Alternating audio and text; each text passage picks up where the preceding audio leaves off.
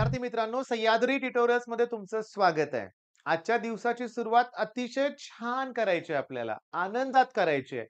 आज झोप घ्यायची आहे. काल परवा तर बोर्डची एक्झाम फिनिश झाली. ओके, मग जरा आराम करायची इच्छा आहे. पण पालक कुठं बसून देतात शांत आपल्याला. मी तुम्हाला सांगतो लगेच त्यांची भुणभुण सुरू झालेली आहे. अरे सी केव्हा स्टार्ट करणार? आता सी केलं पाहिजे, हे केलं पाहिजे, ते केलं पाहिजे. इतका वैताग आलाय ना मुलांना. हो, आलाय वैताग. बऱ्याच मुलांना वैताग आलाय. असं वाटतंय, की काय करतोय मी? काय चाललंय माझं? मनात विचार खूप येतायत. ओव्हर थिंकिंग होतंय. ठीक आहे. आता 10वी ची मुलं पण आहेत माझ्याकडं. मी त्यांना काय सांगितलं नीट लक्ष द्या. मी त्यांना म्हटलं, की आता बघता-बघता 10वी चे पेपर संपतील. ओके. त्याच्यानंतर सुट्टी आहे तुम्हाला. तिथं पण मुलं म्हणली मला, "सर सुट्टी कुठली?" की आत्ताच पालकांचा प्लॅन चाललाय, की जे करायचं का नीट करायचंय का काय करायचंय? आणि आत्तापासून क्लासेस शोधायला सुरुवात सुद्धा झालेली आहे. काय होतं, की माझ्या क्लासमध्ये ना 95, 97, 98% मार्क पडणारे 10वी ला खूप मुलं आहेत. येत नाहीत माझ्याकडे ते. रिझन काय? की मी फक्त एम-एच-टी, सी-ई-टीची तयारी करून घेतोय ना. जेव्हा जास्त मार्क्स पडतायत ना, तेव्हा काय होतं सांगू का? जास्त मार्क पडले, की अपेक्षा वाढल्या. मग काय? जे-डबल-ई, आय-आय-टी, जे-ई-ची प्रिपरेशन म्हणूया आपण. होत नाही बऱ्याच मुलांकडून कारण 10वी चे मार्क, 12वी चे मार्क विषय एकदम हार्ड आहे तुम्हाला माहिती आहे. ओके. पण आपला मुद्दा काय? आपलं काय चाललंय? 10वीतल्या मुलांना मी सांगितलं एन्जॉय करा तुमचं लाईफ. ओके. 1, 2, 3 महिने तुम्हाला मिळणार आहेत एन्जॉय करायला. त्याच्यानंतर बिलकुल एन्जॉयमेंट नाहीये. लक्ष द्या व्यवस्थित मी काय सांगतोय ते. बिलकुल एन्जॉयमेंट नाहीये. मग मी एका 10वीच्या मुलाला विचारलं, की "ठीक आहे 10वी नंतर खूप स्ट्रगल आहे. किती वर्ष स्ट्रगल करावं लागेल? काय तुझं काय म्हणणं आहे?" तर तो मुलगा पटकन म्हणला, की "सर माझ्या घरातल्यांनी मला सांगितले 2 वर्ष फक्त बास. हे 11वी-12वी तू कर एकदाच नंतर लाईफ सेट आहे." मला हसू आलं. तुम्हाला पण कळालं असेल काय पॉइंट आहे ते, की पालक बोलतात रे 10वीचं वर्ष तेवढं 1 वर्ष कर, पुन्हा आराम आहे. 2 वर्ष 11वी-12वी कर, पुढं लाईफ सेट आहे. चांगलं कॉलेज एकदा मिळालं की झालं की. नाहीये. त्यातली खरी गंमत मी तुम्हाला सांगतो 10वी पर्यंतच लाईफ एन्जॉय करतो आपण सिरियसली. सोप्पा सिलेबस, सोपं सगळं, नवनीत डायजेस्ट आहे, क्लासेस, कोचिंगमध्ये सगळ्यात महत्त्वाचं शाळेत शिकवलेलं समजतं सगळं. आणि त्याचबरोबर कोचिंग म्हणजे मार्क्स कमी अभ्यासात चांगले मार्क पडतायत, पण पुढं फक्त आणि फक्त कष्ट आहेत. मग आता मला सांगायचंय, पालकांनी जी भुणभुण तुमच्या मागे लावली ना, कुठली सी तयारी कर, अभ्यास कर, तर ती योग्य आहे. पालकांना तुमची काळजी वाटते म्हणून तर ही धडपड आहे. बरं मी पण तुम्हाला नेहमी काय सांगत आलोय, की मोमेंटम ब्रेक करू नका. हां, तुम्ही बोर्डच्या एक्झाममध्ये प्रचंड अभ्यास केलेला आहे. तेच मोमेंटम कंटिन्यू ठेवायचं आहे आपल्याला लक्षात घ्या. मग इथं ओव्हर थिंकिंग नकोय, ताण-तणाव नकोय. वडीलधारे घरातले मोठे आपल्याला सांगणार आहेत आणि तेच आपल्यासाठी इम्पोर्टंट आहेत. मग आता मुद्दा असा आहे, की ओव्हर थिंकिंग बंद करा. काही डोक्यात विचार आणू नका.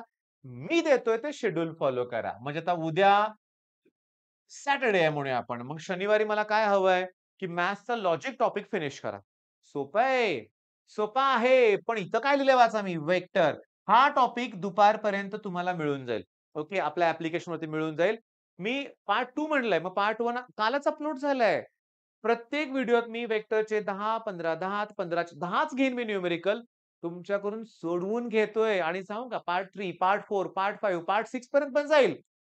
पण पार्ट 6 पर्यंत ना खरं सांगू का न्यूमेरिकल शिल्लकच राहणार आहेत. राहणार नाहीत. सगळं होऊन जाईल. आहे ना कॉन्फिडन्स येईल. लॉजिकचे 2 प्रश्न असतील. याचे 5 प्रश्न जागेवर 7 प्रश्न, 10 प्रश्न होऊन जातील हळू-हळू पॅचचे म्हणूया आपण. मग त्याच्यानंतर केमिस्ट्रीचा स्ट्रक्चर ऑफ एटम. हो, केमिस्ट्रीचा स्ट्रक्चर ऑफ एटम हा 11th स्टँडर्डचा आहे बरं का लक्षात घ्या. ईझी आहे. तो झाला की नेक्स्ट तुम्हाला सांगतो नेक्स्ट वीकमध्ये ना आपल्याला structure of atom, molecules, nuclei 12th स्टँडर्डचं पण घेऊया आपण. नंतर फिजिक्सचा 12th स्टँडर्डचा पण सेमीकंडक्टर घेऊया. हे पण 11th स्टँडर्ड आहे बरं का लक्षात घ्या बाळांनो. मग हे एवढे व्हिडिओज तुम्हाला कंप्लीट करायचे आहेत. पण हे झाल्यानंतर पण वेळ शिल्लक राहणार आहे आणि माझं टार्गेट आहे ऑर्गॅनिक. ऑर्गॅनिक इन 4 डेज म्हणूया आपण. ओके. Organic in 4 days. पुढच्या आठवड्यात तुम्हाला रेग्युलर याच्याबरोबर ऑर्गॅनिक पण करत राहायचंय, वेक्टर पण करायचंय. मग एवढं किती वेळ लागेल? ओके. मी काय म्हणतोय लॉजिकला 4 तास लागणार आहेत. नाही लागणार घ्या. याला 2 तास नाही लागणार तरी पण घ्या. याला 2 तास नाही लागणार तरी पण घ्या. मग झाले 2 अन् 2 4 अन् 4 8 तास झालेत लक्षात घ्या. ह्याला 1 तास पकडा 9 तास झालेत. 12 तास अभ्यास करायचा आहे. 12 आवर. मग अजून 3 तास शिल्लक आहेत. ऑर्गॅनिक होऊ शकतं. तुम्ही म्हणाल, "काय 12-12 तास? 18-18 तास अभ्यास करणारी मुलं आहेत लक्षात घ्या." मग आपल्याला 12 तासाचं टार्गेट दिलंय. का नाही अचीव्ह होणार? करून दाखवायचंय. मग उगाचच नको आहेत बड्या-बड्या बाता. कळालं का लक्षात घ्या. इथे सी मिळवायचंय तुम्हाला. म्हटलं 12 तासानं काय होईल? 18 तास पण तयारी पाहिजे तुमची. पण हळू वाढवूया की आपण. हळू ते इन्क्रीज करूया आपण. मग आता होतंय काय लक्षात घ्या, की तुम्हाला आपल्या ॲप्लिकेशनमध्ये हे व्हिडिओ दिसतील. ओके. किंवा YouTubeवर पण दिसतील तुम्हाला. आणि माझं सजेशन तुम्हाला आहे, मोठं सजेशन आहे. नेहमी मी सांगत आलोय, की पी-वाय-क्यूज नाही चालणारं. मी माझ्यात बदल केलाय, मला तुमच्यात बदल हवाय. ओके. आणि मी जरा पुढचा विचार करतोयच. मी आजवर मीही मला वाटायचं, की पी-वाय-क्यूज रिपीट होतायत. ओके, रिपीट होतायत ना, मान्य आहे. आम्ही एम-सी-क्यू सॉल्व्ह करतोय की नाही कुठं म्हटलं मी. नाही म्हटलं तर आम्ही वेक्टरचे प्रश्न सॉल्व्ह करणार ना. पी-वाय-क्यू सॉल्व्ह करतोय. पण पी-वाय-क्यू सॉल्व्ह करतोय याचा अर्थ पी-वाय-क्यू पाठ नाही करत मी. मला त्या कन्सेप्ट कळाल्या पाहिजेत. मग प्रॉब्लेम माझी एकच इच्छा आहे, की प्रॉब्लेममध्ये काय फिरवून चेंजेस झाले, तरी तो आपल्याला अटेम्प्ट करता आला पाहिजे. मग इथं सगळ्यात इम्पोर्टंट कोण आहे? टेस्ट. आता ऑब्व्हियसली उद्या आहे रविवार, मग आपली full length test, test number 2 आणि ही काही पहिल्या टेस्ट मी फ्री फॉर ऑल असणार आहे. Free for all. सगळ्यांना ती टेस्ट फ्री असणार आहे. मग द्या ना. देत नाही तुम्ही लक्षात घ्या. देत नाही. मग इथं तुमच्यावर लक्ष ठेवायला कोणतरी हवंय. प्लीज मी घरातील आई असेल, वडील असतील, आजी-आजोबा असतील, ओके, अभ्यासाबद्दल थोडंफार नॉलेज पाहिजे म्हणूया आपण. तर या व्यक्तीला एक नम्र विनंती आहे. ओके, नम्र विनंती आहे. तुम्ही ऑनलाईन कोर्सेस घेतलेत. ऑलमोस्ट प्रत्येक मुलाकडे कोर्स आहे आणि प्रत्येक जण ते ॲप्लिकेशन्स वापरतायत. हे ॲप्लिकेशन दी बेस्ट आहेत लक्षात घ्या. तुम्ही तुमच्या मुलाचा फोन घ्या. त्याच्या प्रोफाइलवर क्लिक करा.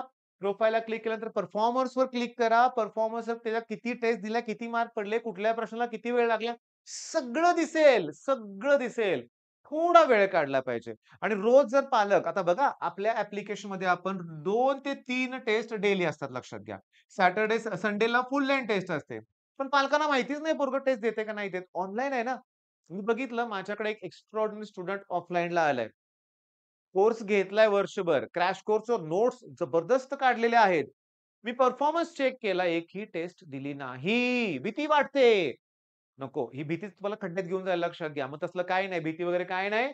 तुम्हाला फुल लेंग्थ टेस्ट द्यायचीच आहे. आणि पालकांना पुन्हा एक रिक्वेस्ट करतोय, काढा. हे 30-40 दिवस वेळ काढा. 10 मिनिटं वेळ काढा. मुलांच्यावर तुम्ही लक्ष ठेवताय आणि कमी मार्क पडले म्हणून ओरडायचं नाही. एनालिसिस करायचं, डिस्कशन करायचं. काय झालं? कमी मार्क का पडले? नेक्स्ट टेस्टमध्ये इम्प्रूव्ह करता येईल. बरं सगळ्यात महत्त्वाचं, जेव्हा तुम्ही टेस्ट त्याच्या बघाल ना, तेव्हा तुम्ही किती प्रश्न अटेम्प्ट केलेत, राहिलेत किती? राहिलेले प्रश्न त्याला सोडवायला लावा. त्याचं सोल्युशन जागेवर दिलेलं असतं लक्षात घ्या. टेस्ट सबमिट झाली की थोड्या वेळात तुम्हाला सोल्युशन मिळतं. ते त्या मुलांनी सोडवले पाहिजेत प्रश्न. आय-आय-टीची प्रिपरेशन करणाऱ्या प्रत्येक मुलाकडे टेस्टची नोटबुक वेगळी असते. टेस्ट एनालिसिसची वही वेगळी असते. बेस्ट स्टुडंटकडे. मग तुमच्याकडे पण हवंय तुम्ही बेस्ट स्टुडंट आहात. आता मी तुम्हाला सांगतो टार्गेट चला फिनिश करायला सुरुवात करूया. ओके. आणि उरलेल्या दिवसात सगळं शक्य आहे लक्षात घ्या आणि अजून पण ॲप्लिकेशन आपलं डाउनलोड केलं नसेल तर डाउनलोड करा. व्हिडिओ लेक्चर्स बघा. आवडल्यानंतर मग कोर्स पर्चेस करा. All the best.